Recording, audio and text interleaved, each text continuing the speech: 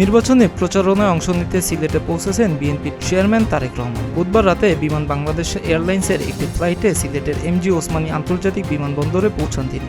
এর আগে সন্ধ্যা ৬টা ৩৮ তিনি গুলশানের বাসভবন থেকে বিমানবন্দরের উদ্দেশ্যে রওনা হন।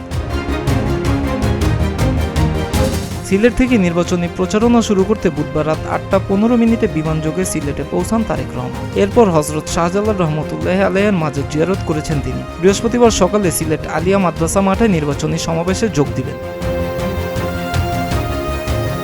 সিলেট সফরের পর তারেক রহমান পর্যায়ক্রমে মৌলভীবাজারের সদর উপজেলার শেরপুরের আইনপুর খেলার মাঠ, হবিগঞ্জের শায়েস্তাগঞ্জ উপজেলার প্রস্তাবিত উপজেলা মাঠ, ব্রাহ্মণবাড়িয়ার সরাইল উপজেলার কুট্টা খেলার মাঠ, কিশোরগঞ্জ জেলার ভৈরব স্টেডিয়াম, নরসিংদী পৌর এলাকার সংলগ্ন এলাকা এবং নারায়ণগঞ্জ জেলার ২৫০০ উপজেলার রূপগঞ্জে গাউসিয়া সমাবেশে বক্তব্য দেবেন।